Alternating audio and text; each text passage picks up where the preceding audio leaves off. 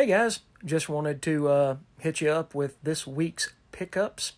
Um, just want to say for those of y'all that saw the short earlier this afternoon, Amber is doing better. She's still tired, but so far positive movement. Any kind of positive movement is great. Um, Not going to get into a whole long spiel here, but anyway, she's diabetic. This is just kind of the progression of her diabetes. She is okay. She's going to hopefully get these treatments and get better. And we'll have many, many, many more moons to be talking about mine and her being together, especially since we got an anniversary coming up next month. So 1 whole year. Anyway, guys, all right, let's go ahead and talk about the comic book haul.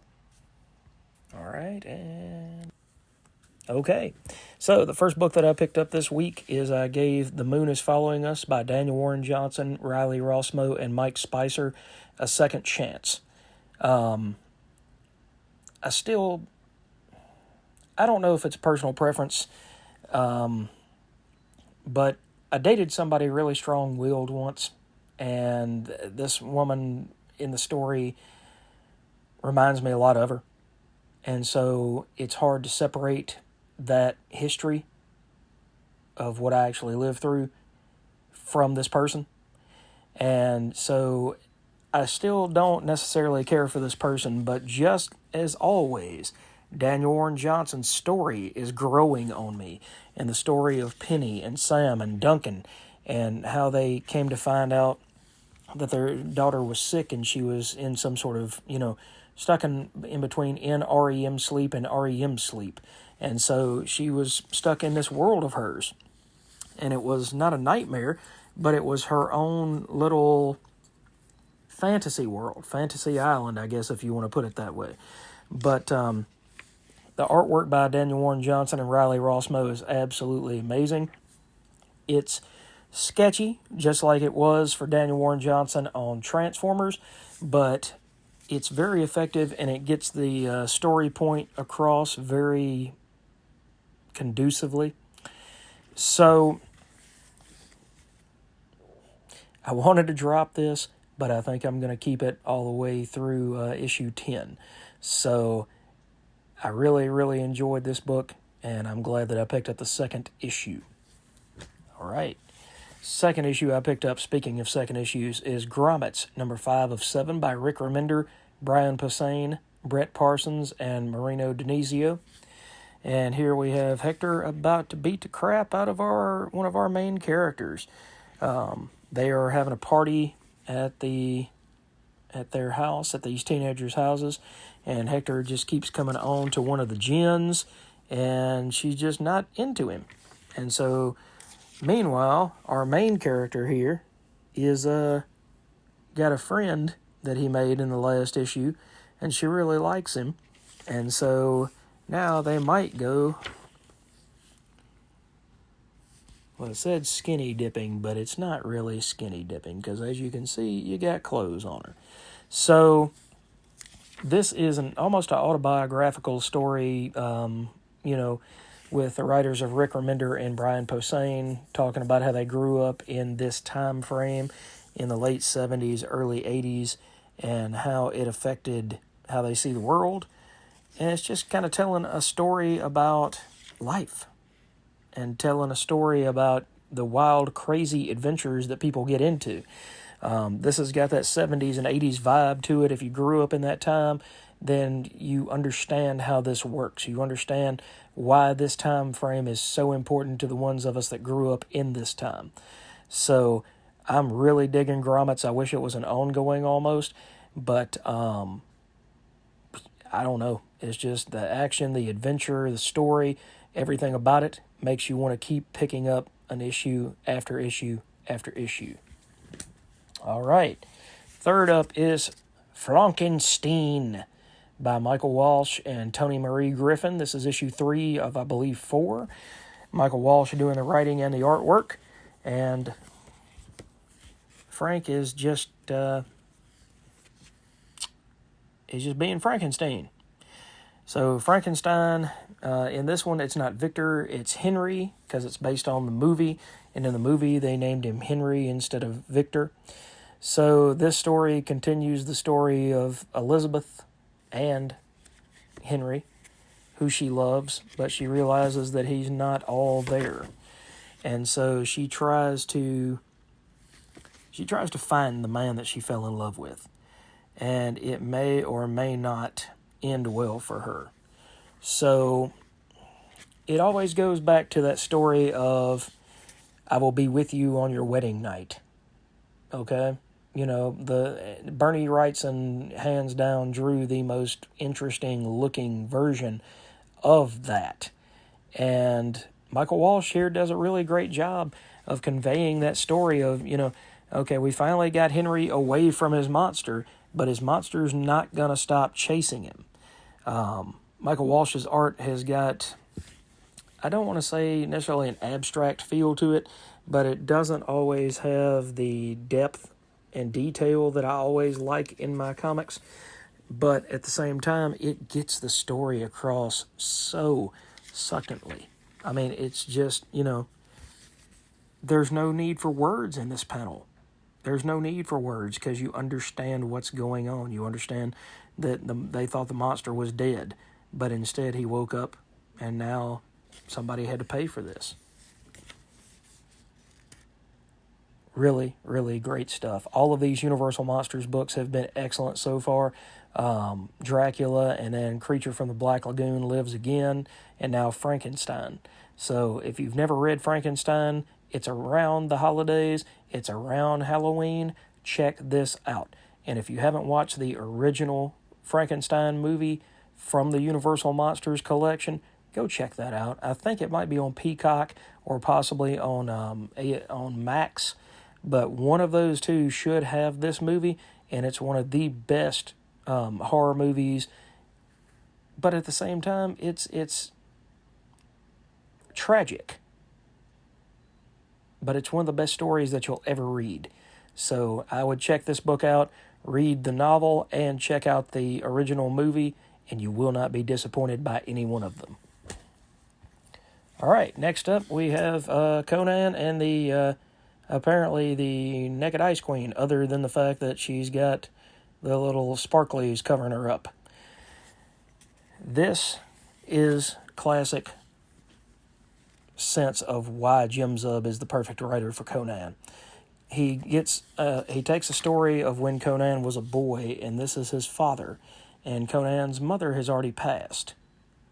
But Conan is kind of, I would almost say that he's in a Native American, almost trance-like state. But he remembers Atalia, the lady, I say lady, from the last issue that, he made love to a goddess. And he fell in love with a goddess.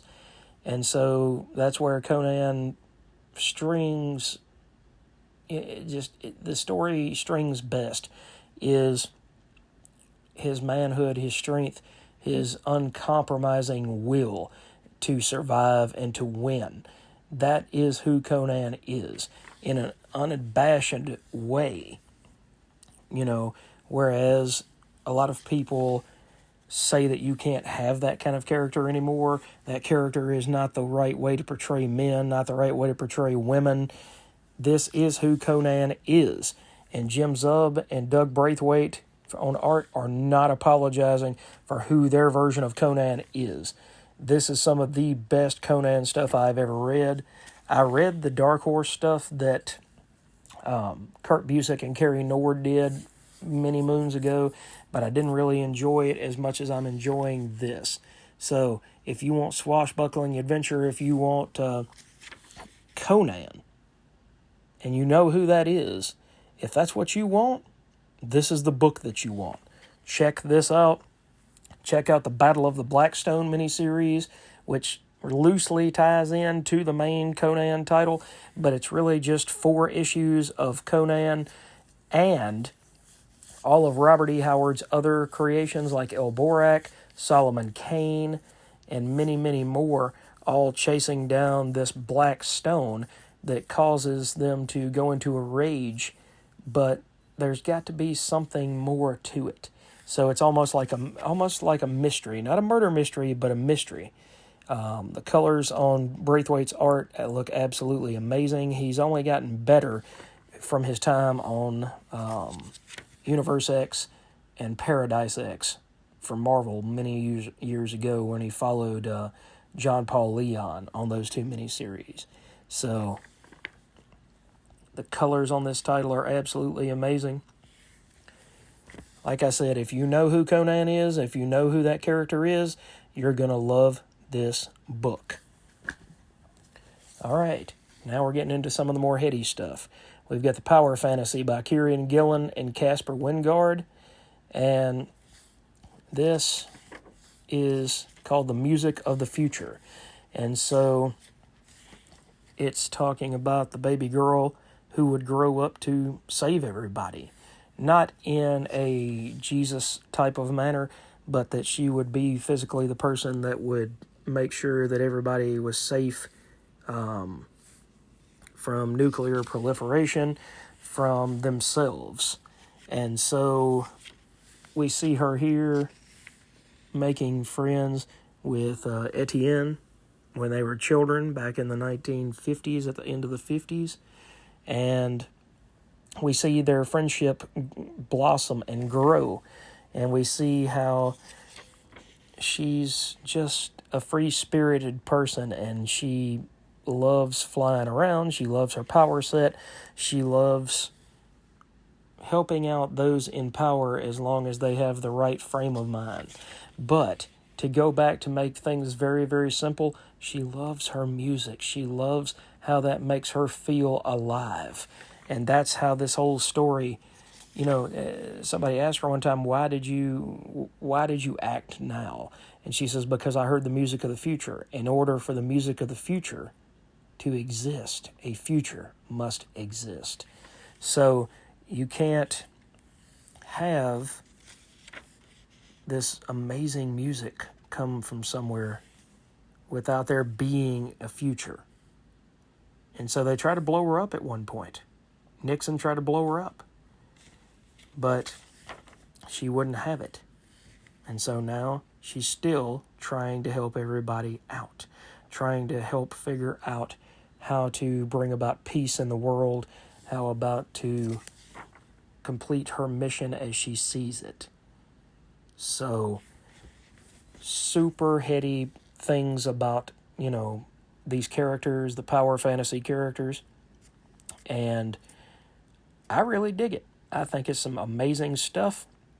If you've never read it, this is the third issue out of an ongoing series, so I would definitely try to check with your shop and see if they can find the first two issues, and if they can, go ahead and pick them up. You will not be disappointed if you like stuff like Grant Morrison, Alan Moore, some more of the, like I said, the heady stuff, the deep stuff. You will not be disappointed. Okay, next up, we've got the Tin Can Society, issue number 2, by Peter Warren, with a writing assist by Rick Remender, and art by Francesco Mobili. And this is continuing the story of John Moore's friends trying to figure out who killed him, because he was practically a superhero. He had a disorder that destroyed his muscle function, but he created this suit for himself so that he could not only move better, but he would also be able to help those who were less fortunate than him. So he seems like a very altruistic person, but at the same time, it shows that he created this company, and they came out with these prosthetics to try to help people. But at the same time, all he did was stand on a stage, and it was almost like Steve Jobs, where he had gotten his hands out of what was going on to the point where now it would always be that they just trotted him out on stage for, we've got these leg holders 0.50, 5.0. And they're better than the 3.0 versions that we came out with last year because it has all these extra features. But meanwhile, you see here that somebody had stolen his armor and they're going on a killing spree. So it's still a very interesting murder mystery about who killed Jonathan Moore, who took over his suit of armor, and is it one of the Tin Can Society? Is it one of Mr. Moore's friends who actually did him in? And for what? And what is their motive if it is one of his friends? What brought them to this point in their life that they feel the necessity to really push that envelope to the point where they take another man's life and take his power and take his place in society? 2 more to go, guys. We got Void Rivals number 13, and we're mixing now the G.I. Joe and Cobra La storyline with Pythona. So nobody has seen Pythona in a long time, but this just proves that Robert Kirkman is doing his reading up on G.I. Joe to pull out interesting characters that you haven't seen before. Meanwhile, we still have the female lead hanging out with Springer, and she's got the Handroid here, and she's trying to make it back to a certain place so that she can try to enact peace between these two warring factions that have fought for so long that it might as well be the Autobots and the Decepticons. Meanwhile, we have Dalek, which is the other main protagonist, and he has gone back home to try to see his father. And so we're going to see in this story who manages to get to their purpose, and is their purpose all that they thought it was going to be. It doesn't look like it in these pages, because it looks like Dalek got home, and now his father is just wanting to scream at him about unity is not the safety that you think it is. Instead, unity is so much more than what you could ever imagine. Unity is destruction. Unity is what's going to bring about the end of everything. On the other hand, then we have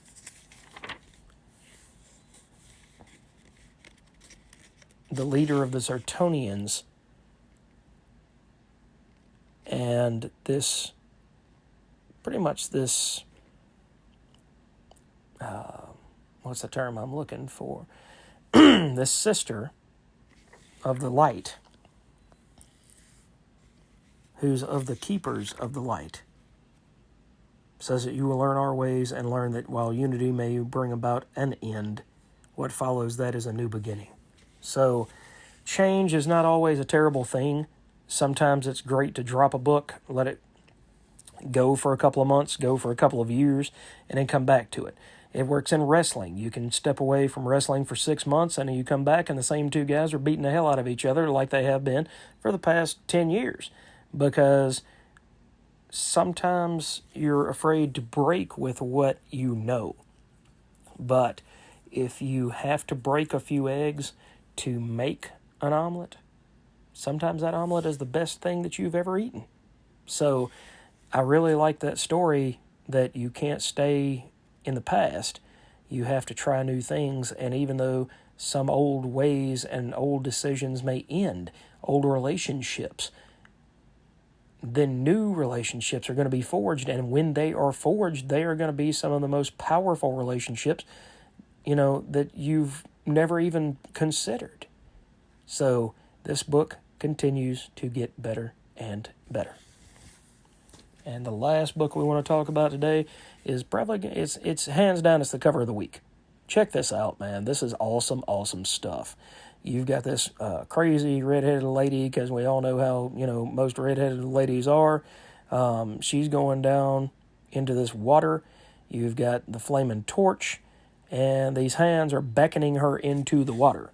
Now, the main story that I wanted to talk about is this story here, where you've got written by Sean Patrick Boyd and art by Elijah Henry. And you've got someone who is absolutely stressed out. And she decides to go to the country, give herself a getaway. And her name's Marie. And so she goes to the country, and Jason doesn't hack her up Michael Myers doesn't come and kill her. That's not what kills her. What kills her is her own inner monologue with herself, saying, the only reason that you're good to anybody is because you push yourself. And if you can't push yourself, then what good are you to anybody? And that resonates with me because a lot of people these days, a lot of people push themselves like that. And they think that their worth is only good when they are helping somebody or when they're doing something. They feel like they are unworthy of almost life itself if they're not helping another person. And you've got to take time every once in a while to just turn everything off and disappear. So I really resonated with that story, and that was a really great one. This has, to me, been a really strong miniseries. Some issues have had a tie-in story with Something is Killing the Children. Some issues have not. This one does not have one in here, but it's still a great anthology series, and I think it only has one more issue to go. So, ladies and gents, that is what I read this week. This is what I picked up. This is what I have thoroughly enjoyed. So, what did you guys get at the shop? What are you enjoying? What is bringing a smile to your face or a tear to your eye? There's a lot of emotions going on in my own life right now, so I like reading some things that kind of touch on that. The other times, I like watching stuff blow up Michael Bay style. So, thanks, guys, for always subscribing, for liking, for watching, and if you've, if you're the praying type, just keep praying for my wife. Hopefully, she will continue to get better and better and better. So let's put some positive vibes out in the universe for Miss Amber. And just know, guys, that I enjoy and I love each and every one of you. Hopefully you enjoy this content, and we will catch you in the next video. By the way, guys, I did not pick up any new #1 issues, so unfortunately, unless I run up on something at another LCS, there's not going to be an initial assessment video this week, but I will try to fill it with something else, maybe a comic book review or something along those lines. Thanks, guys. Hope you have a great night. We'll catch you next time.